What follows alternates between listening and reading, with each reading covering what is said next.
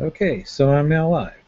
I'm Michael Martinez. I'm the principal author of the SEO Theory blog, and this is an impromptu hangout about website security and search engine optimization. I just wanted to get a few things off my chest. I've been blogging a lot about security over the past week or so, and I've actually written some things about security in my newsletter that you're not going to see on the blogs. So I just thought I would share something. Pardon me. I see my collar is kind of goofy here. So let me get the low-hanging fruit out of the way. Google wants the web to change over to using HTTPS protocol, and I think that's really stupid because all HTTPS does is encrypt the packets between the browser and the web server, and the information on the web is visible to everybody. Earlier this year, WordPress.com came out with a big announcement that they're going to switch all of their subdomains over to use HTTPS protocol to protect those websites from NSA snooping. The NSA can snoop any HTTPS website without having to break encryption because all they have to do is send out a crawler or just sit there and browse websites with HTTPS compliant browsers. So a lot of people don't even understand what HTTPS is all about, what it's trying to do. It's really a very useless protocol. We've been using it for e-commerce websites for a long time to protect passwords, but hackers don't get your passwords by intercepting the packets between your browser and the website. They get your passwords by breaking into the websites and raiding the files on the server. Those files may even be encrypted, but it doesn't take that much effort to decrypt encrypted passwords. They're not very long. Most people's passwords are between 6 and 9 characters long, and it takes just a matter of seconds for a cracker program to break a password. If a hacker is trying to break into your website without knowing the passwords and without knowing the user accounts, they have to do what's called a brute force dictionary attack. Those can last for days, and they may be completely unsuccessful, but they will certainly affect your server website performance. So people need to understand that HTTPS is not protecting your passwords. It's protecting in transit, but after your password has been stored on the server, the HTTPS is no longer in effect, and it has no influence whatsoever on what happens. The web servers themselves can still be compromised in a number of ways, both technologically and through what's called social engineering. The hacker can trick somebody into giving up access to an account that gives the hacker the ability to break into the files and steal the passwords and things like that. And even if the passwords are encrypted, once they've been downloaded by the hackers, they have software that can pretty easily decrypt the passwords, and they have ways to get past the salting techniques that are used. A salted password has 1 or 2 bytes. I mean, you can put 20 bytes at the end of it to make it theoretically harder for the hacker to figure out what the password is. But there are ways that you can get around that, and some hackers actually are pretty adept at using those ways.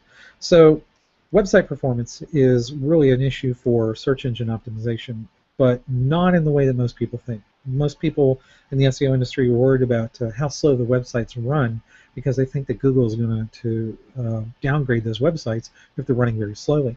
Google employees have made it very clear that they're only interested in the lowest 1 to 2% of queries or websites that are running really, really slow. Most of the web is never going to be affected by that website speed algorithm.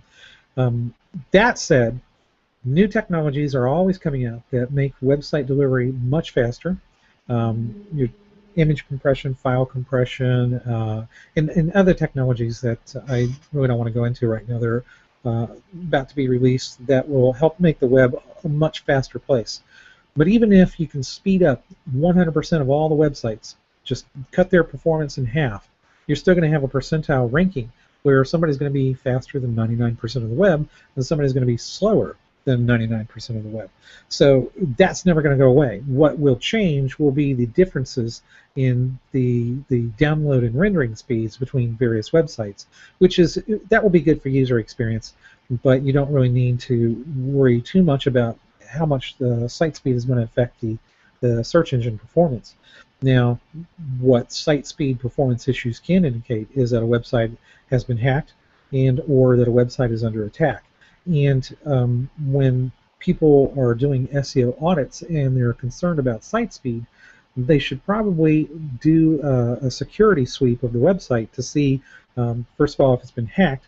Secondly, if it's got any uh, DDoS issues, or if it's just being probed by botnets that are trying to break in or find vulnerabilities. A typical botnet probe doesn't download that many files. It'll come in and download a few files or attempt to download a few files over, say, a couple of days, and then maybe a few weeks later the brute force dictionary attack will start once the botnet operator has figured out where the vulnerabilities on the website are. And I've clocked as many as 10,000 hits in a day before I've stopped a botnet from doing a brute force dictionary attack. They can come in from a single IP address, or they can come in from hundreds of IP addresses, and it makes a big difference whether you're being attacked by one or many, because it's easier to stop an attack from a single IP address than it is to stop an attack from many IP addresses.